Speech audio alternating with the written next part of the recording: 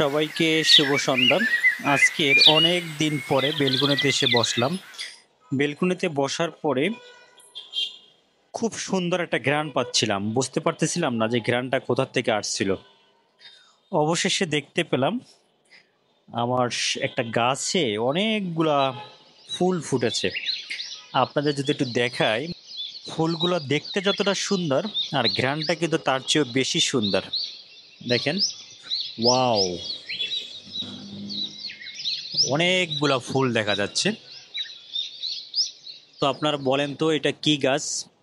আর এই ফুলের ঘ্রাণ অনেকের কাছে প্রিয়।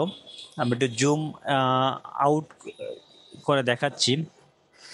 গাছটা অনেকগুলো ফুল হয়েছে, এই পুরো পরিবেশটাই এই ফুলের ঘ্রাণে সুবাসিত হয়েছে।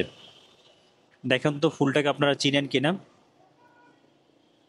অনেকগুলা কিন্তু ফুল, ওয়াও, খুব ভালো লাগছে। অনেক দিন পরে এই গাছটায় ফুল হয়েছে এবং এর ঘ্রাণটা আমার কাছে খুব প্রিয়।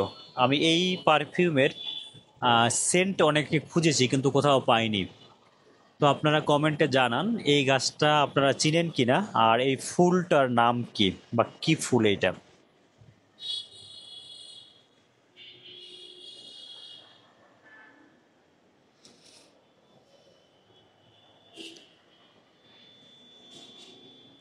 সাদা রঙের ফুল, দেখতেও যেমন সুন্দর, এর ঘ্রাণও অনেক সুন্দর। ফার্স্ট টাইম এই গাছে এতগুলো ফুল দেখলাম। এর আগে একটা দুইটা ফুল হয়েছে, কিন্তু আজকের যে দেখলাম পুরো গাছে ফুলে একদম সাজানো হয়ে গেছে গাছটা। ওয়াও,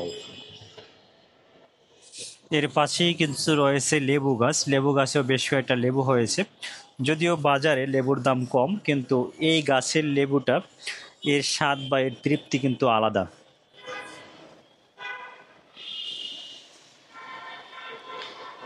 বেলকুনিতে গাছ লাগিয়ে সেখানে যদি লেবু হয় এবং ফুল হয়, যেটা দেখতে অনেক ভালো লাগে এবং মানসিক একটা তৃপ্তির ব্যাপার। এখানে আরও কিন্তু কিছু গাছ রয়েছে, নিম গাছ, তারপর আরও কিছু ফুলের গাছ। ঢাকা শহরে যেহেতু জায়গার স্বল্পতা রয়েছে, সেক্ষেত্রে ছাদ বাগান এবং বেলকুনি বাগান মানুষের কিছুটা হলেও তৃপ্তি মেটায়, মানে দুধের স্বাদ ঘোলে মেটানোর মতো। সবচেয়ে ভালো লাগলো এই গাছটায় ফুল দেখে। তো আপনারা কমেন্টে জানান এটা কি ফুল আর এই ফুলটা আপনারা পছন্দ করেন কিনা। ওকে, সকলে ভালো থাকবেন, সকলকে অনেক অনেক শুভেচ্ছা এবং ভালোবাসা। সবাই সবার জন্য দোয়া করবেন। Thank you everyone for watching this video.